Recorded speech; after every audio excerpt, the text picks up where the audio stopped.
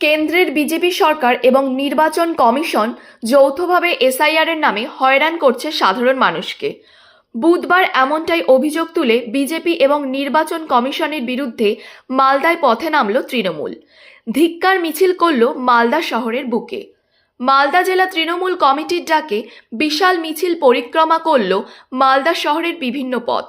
মিছিলে নেতৃত্ব দিলেন রাজ্যের মন্ত্রী সাবিনা ইয়াসমিন, জেলা তৃণমূল সভাপতি আব্দুর রহিম বক্সি, জেলা তৃণমূলের চেয়ারপারসন চৈতালি ঘোষ সরকার, জেলা তৃণমূলের মুখপাত্র আশিস কুণ্ডু, তৃণমূল নেতা কৃষ্ণেন্দু চৌধুরী, গৌতম দাস সহ অন্যান্যরা।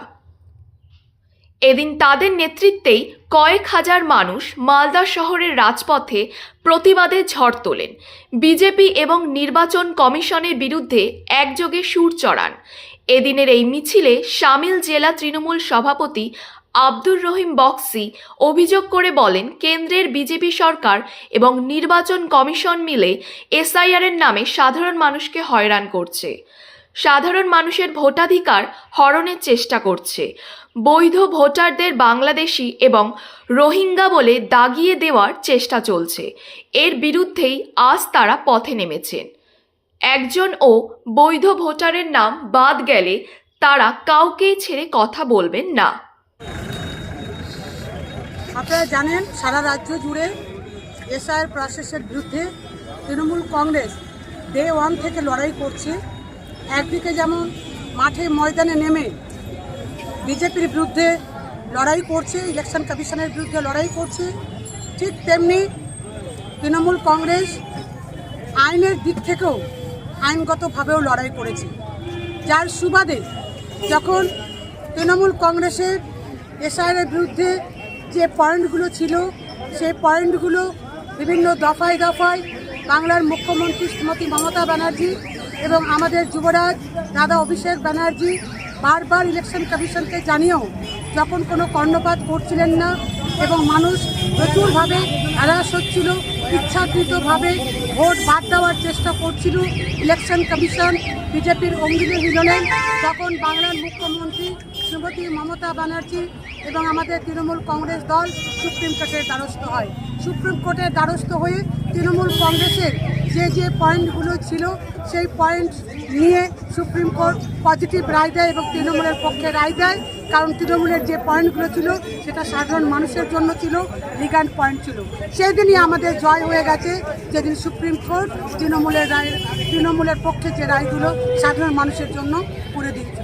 তারপরেও আজ টিল নাও আমরা এসআইআর প্রসেসের বিরুদ্ধে লড়াই করে যাচ্ছি, কারণ কোথাও না কোথাও আমাদের সন্দেহ আছে যে যেন তারা তেন প্রকারে কোনো প্রকারে যেন প্রকৃত ভোটারের নাম বাদ না যায়, তার জন্য আমাদের লড়াই চলে যাচ্ছে।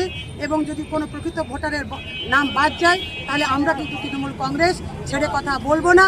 আমরা সুপ্রিম কোর্টের প্রতি আমাদের আস্থা আছে, কিন্তু ইলেকশন কমিশনের প্রতি আমাদের আস্থা নাই, সেটাই আজকে বহিঃপ্রকাশ ঘটেছে। এবং মনে রাখবেন, যে বিজেপি আজকে এসআইআর করে দিয়ে তৃণমূলকে উচ্ছেদ করতে চাইছিল, সেই বিজেপিকে আমি বলতে চাই যে এসআইআর করে সাধারণ মানুষ হেনস্থা হয়েছে, তৃণমূল কংগ্রেস হেনস্থা হয়েছে, তৃণমূল কংগ্রেসকে প্রচুর আন্দোলন করতে হয়েছে, সুপ্রিম কোর্ট অবধি যেতে হয়েছে, কিন্তু আলটিমেট আজকে বিজেপির মুখে ছাই পড়ে গেছে, ঝামা ঘষে দিয়েছি।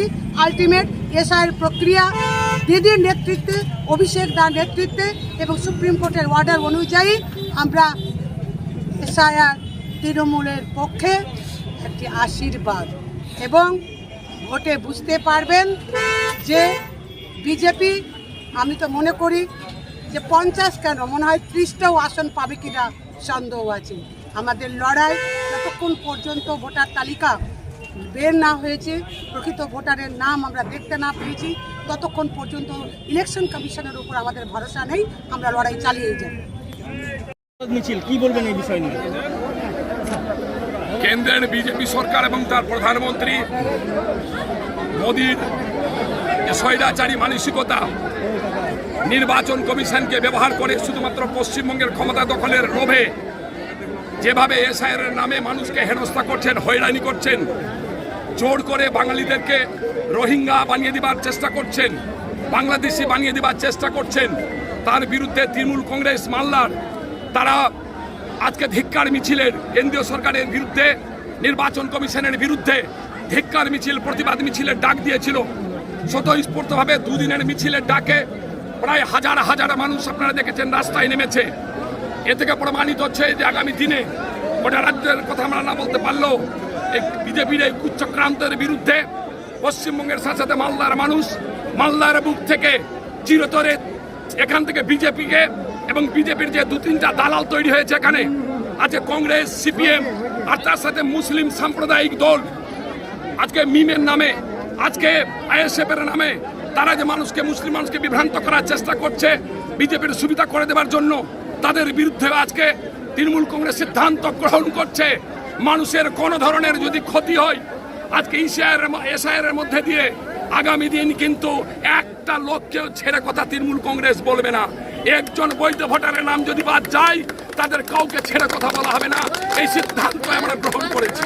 কেমন ধরনের ব্যবস্থা নেবেন তাদের বিরুদ্ধে, কি বলতে? আন্দোলন হবে, গণ আন্দোলন হবে।